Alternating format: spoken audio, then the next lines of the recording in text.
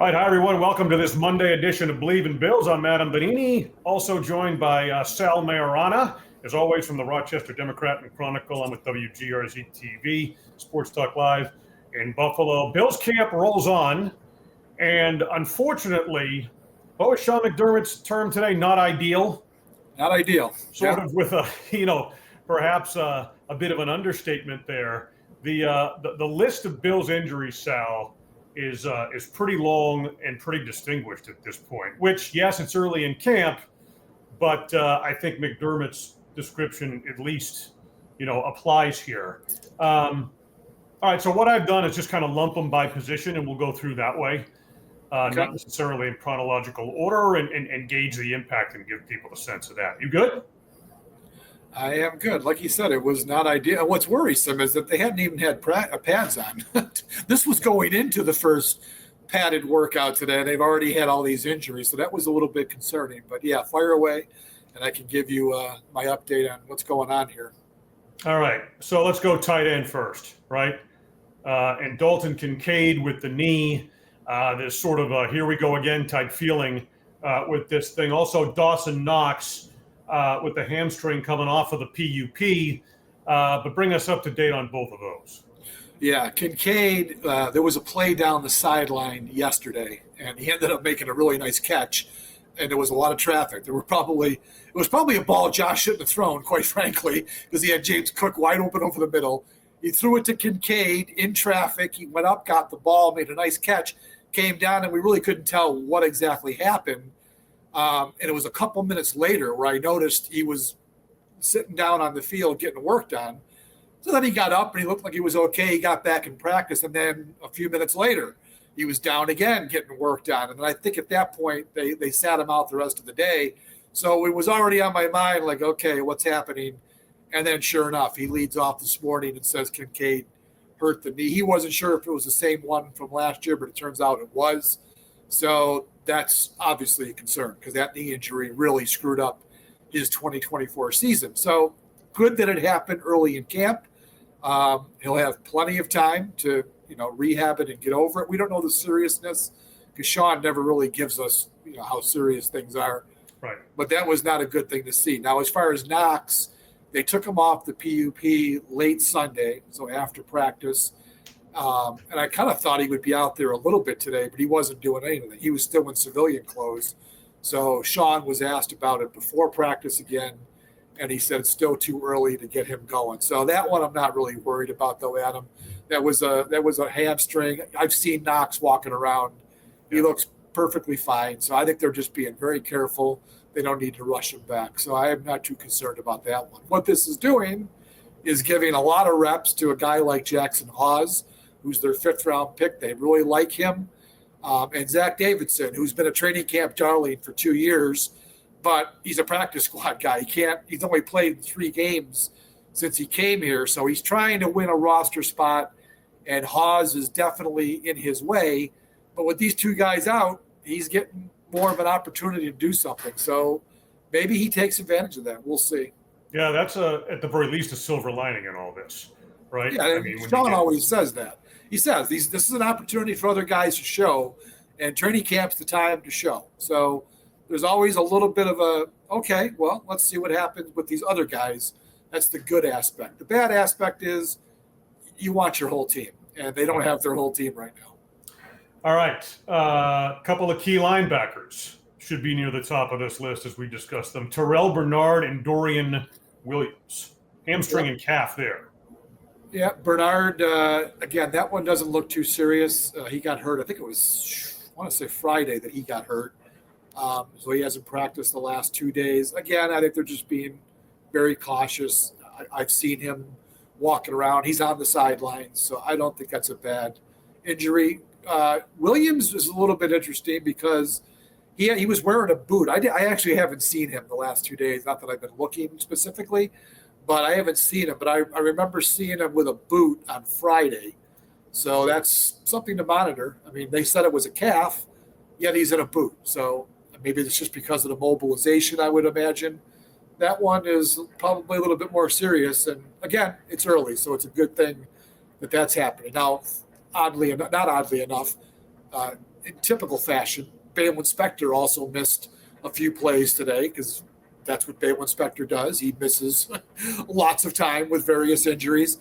Again, we didn't talk to McDermott after practice, so we don't know, but he was definitely on the sideline getting worked on, and I don't even remember him going. This was late in the practice. I didn't see him go back out there. So that's 3 linebackers that they would be down if he's hurt. So, yeah, not good. Offensive line, let's go there. Spencer Brown, haven't seen him yet, right? And we've talked on earlier editions of the show about the back and how that can be chronic and how that can be a concern. And what's the latest with Cedric Van Pran-Granger? Yeah, I have no idea on him. We haven't seen him. Same injury. I really don't know. Now, Spencer Brown, I do know. I talked to him today. I hadn't seen him either. He's been kind of inconspicuous. For a guy who's 6'7", he hasn't been really very visible. But after practice, I happened to notice him kind of like, milling about. So I went over and I said, "Hey, what's up?" And he goes, "Yeah, I'm good." He told me he had to get stem cells. He was on the way to Josh's wedding, and he stopped off wherever he stopped off and got some stem cells. Now, I didn't go into too much detail. I don't really know all that much about stem cells, but yeah, he had a treatment done. And he said he's feeling fine. It's the same thing we talked about with Knox. They're just going to be real cautious, especially with him because he has the history of back problems. So he sounded perfectly fine, and he'll be getting going here pretty soon, I think. All right, the wide receivers. This is a primary area. At least 5 of them, right? Let's start kind of near the top of the depth chart. Elijah Moore and Curtis Samuel. Yeah, Samuel, I think you have to refresh my memory. Was he a hamstring? Hamstring. Yeah, he got hurt. I think it was Saturday or Friday. Didn't even see what happened actually on that one. So yeah, he's down a few days. Elijah Moore, he said that he just had tired legs. That's kind of what they called it, was general leg soreness. He was very active the first 3 days of camp. I mean, he was involved. And he's the kind of athlete that, he really, they all use their legs. I'm not saying that, but he really is. He's dependent on speed and quickness. Mm-hmm. And I just think that, he's trying to impress here. He's battling for a roster spot. And I think he just kind of overdid it a little bit. So they're giving him a couple days off. I saw him after practice. He was stretching. He looked okay. So I think we're going to see him back pretty soon here. All right, the rest, I'll kind of lump them together. Laviska Shenault, he returned, right? I talked to him after practice. And then you got Prather and Shavers, too. Shavers got hurt in the last play of practice yesterday, and it was a little unfortunate. He went up to make a catch. Him and Max Hairston were battling, and they came down, and I think Shavers landed on Hairston's ankle maybe. It was tough to see. And there was also a little bit of, like, the offensive guys came over, were kind of yelling at Hairston, thinking that maybe he played that a little bit too roughly at the end in a non-pads practice. McDermott was asked about it this morning, and he said, it's football, first of all, and these guys are competitive. But he did admit that on that play, the rookie might have taken it just a step too far. He probably could have laid off at the end of the play, and that's when the injury happened. So the good news on Shavers, they carted him off. So that really didn't look good. But McDermott said this morning, it looks like he's going to be okay. It wasn't as serious as it appeared to be. So I think, he'll probably be off for a little while. But that's what happened there. And it was too bad because, there's the classic roster bubble guy, right? Right. Practice squad the last couple of years. And that's probably where he's headed this year. But he was also having a nice first few, 3 or 4 days. He was making plays, and now he's got to be down. That's a very competitive room right now, so you really can't afford to miss much time. Well, we've certainly seen that from him before. And I would just, to put this in a bit of a broader context, right? It's early in camp, so you don't want to be too concerned about any of this based on what we know, right, about and what they appear to be. But I would add that given how established, this team is with the success and everything else, that, it even lessens that concern to a greater degree, in my opinion. I think they're able to, like McDermott said, not ideal, and that's obvious, but they're able to absorb these types of things, still be productive, get a look at other players, especially at this point. Yeah, I mean, look, the starting lineups for this team are pretty much set in stone. There's only a couple positions that are up for grabs, so they are evaluating their depth and trying to find the backup players, and those are the guys that are getting some reps now. You're missing, I forget what the count is, at least four or five frontline guys right now. So you've got opportunities to test some other players out, and that's where the Bills' roster battles are happening, is in the depth. So, yeah, you're right. The silver lining is that those guys get more work. Yeah, I mean, when you look at Kincaid, Knox, Bernard, Williams, Brown, and you can lump Moore and Samuel sort of into that category, right? I mean, that's a pretty significant list. In the meantime, not lost in all of this, and you had mentioned this earlier, is the first day in pads. What were you able to take away from that? What did you notice? Yeah, with the pads on today, they were able to lean more into the running game. I mean, early in camp, it's like, they're just throwing the ball all over the place because you can't evaluate, when you don't have pads on, you can't evaluate really pass rush or more specifically the run game. You just can't. So now that they had pads on, the linemen are able to go at it, and you can get a better look at who's winning up front and what the backs are doing. Are they seeing the right hole? Are they understanding where to go? And we saw a lot of that today. My impression was the defense definitely had the upper hand when the Bills ran the ball today. Now, again, they also kind of know it's coming. That's just the nature of it.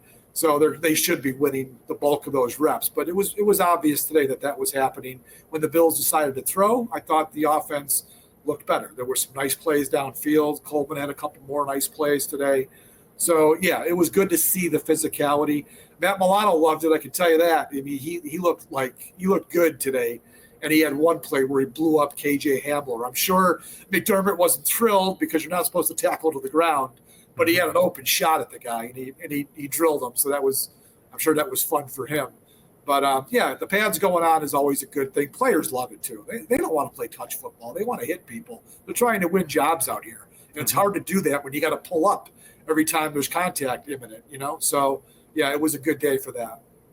Milano, there's so many questions about his future, right? And understandably so. But given what he's been through from an injury perspective and all of these things, and I think we had referenced this with Tre'Davious White as well, having the opportunity to focus on his whole body, for example, during the course of the offseason. I mean, I think in terms of a potential payoff with him this year, I think that's a big part of it if that happens. Yeah, it is. He had an off season where he could actually train the right way. He wasn't, he had gotten over the injury because he came back last December, got through the season fine. And don't forget, Adam, this is a motivated player this year because they reworked his contract and they shaved off the last season, the 2026 season, off of his deal. So he'll be a free agent at the end of the year. And he's 31 years old. That's kind of why the Bills did it, that and the fact that he's been injured. So this is a guy who wants to go out there and prove either that the Bills should re-sign him or another team out there will see him play the way Matt Milano plays, and they'll think, hey, for a 2 or 3 year deal, maybe we'll do that. So I think you're going to get a motivated Matt Milano this year. He's 31. He's on the downside, but the guy can still play. If he's healthy, he will still be an impact player for the Bills. And like I said, today I was kind of watching him a little bit, and he was all over the place. He was making plays everywhere, so that was good to see. Now you just cross your fingers because he's been so injury-prone. You just hope he can get through and get to the season. Before we wrap it up here, you mentioned the defense. Anyone else you kind of noticed there? I'm thinking of a guy, maybe like a Greg Rousseau. We talked about Bosa and how they're managing his situation coming off the calf injury and being the veteran and the history of all that. What else are you seeing? I'm particularly interested in that defensive front because it was such an area of focus. Yeah, you mentioned Rousseau. He had a great play today. He had a pass rush where he probably would have sacked the quarterback, and because they have to pull up, they can't do that. So he pulled up, and then Allen tried to throw the ball, and he batted it down. It was a really nice play all the way around. So I noticed him. Again, they're not going. It's not 100%, Adam. I mean, the pads are on and they're going, but they're not trying to kill each other. So it's still difficult to really evaluate, especially defensive tackle. It's really hard to figure out what's really happening there. So I haven't noticed anybody standing out too much in that area. A couple of guys tweeted today that are, out here covering that they liked what TJ Sanders was doing. Again, I mean, it's I try to stay away from that stuff, especially in the trenches, because it's really tough for us media to judge what's really happening. Like you see splash plays, and those catch your eye, but some of the intricacies and the nuances, we don't really know exactly what's happening. So I try to stay away from evaluating, but we'll see. The games are going to tell us a lot more once they start playing another opponent. Even the joint practices, when they go against the Bears, we'll see a lot more in those practices. Yeah, I mean, I asked about it because, typically, you get at least begin to get an initial sense of any of this stuff when the pads go on, and it's so early. So I thought it was worthy of the question. One guy who I was looking at Max Hairston a little bit today because Trey White is still getting – they're kind of sharing the first team reps right now. Mm-hmm. But when the first team defense goes out initially, Trey White's been out there, but they've been mixing Hairston, and he had a really nice play today. Shakir ran across or over the middle and deep down the left side, and he had Hairston beat. Again, this is why they drafted Hairston. He had the speed, he recovered, and he broke up the pass. I thought it was a really nice rep because, Shakir is a good, experienced receiver. So I noticed that he's looking pretty good. I like what I've seen. Again, we have to wait till he has other competition. But he's making enough plays to make you understand that, this kid's got a future. So I like to see that. All right. As camp rolls on here, what have you got cooking in the Rochester Democrat and Chronicle? Yeah, I've actually got a bunch of interesting stories. I've been doing my observations, but I just finished a story about a guy named Dave Biltier, who is a Rochester native, and he's a former FBI agent down in Fort Lauderdale, who has been in unbelievable stuff. And he actually was a volunteer assistant coach at St. Thomas Aquinas down there, which is one of the powerhouse programs in the country, and it's where Bosa, Palmer, and Moore played high school football.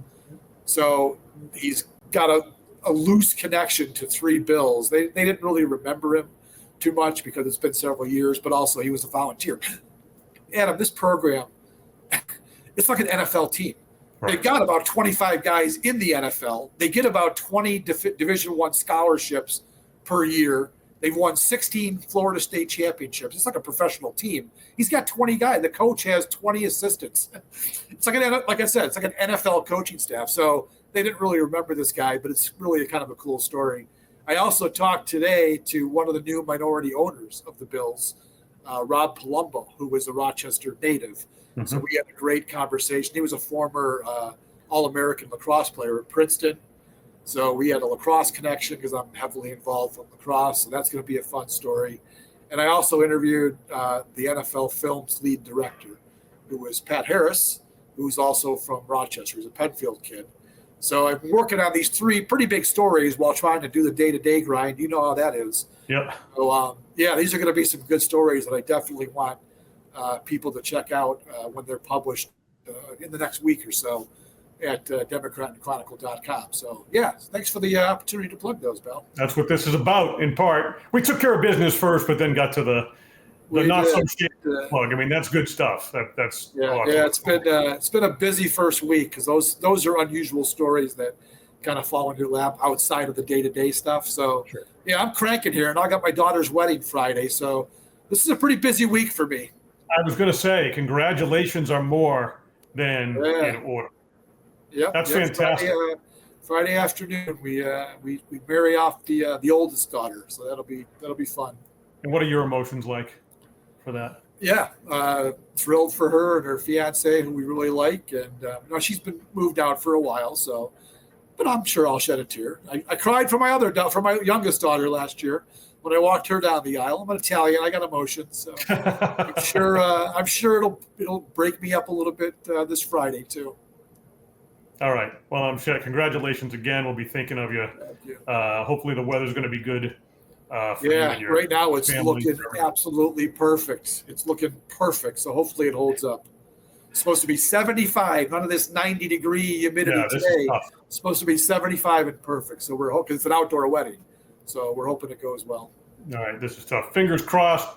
Sal, thanks as always. Good, thorough update today. Thank you for joining us. Sal Maiorana, Rochester Democrat and Chronicle. I'm Adam Benigni, WGRZ TV, Sports Talk Live, Buffalo. This is and has been Believe in Bills.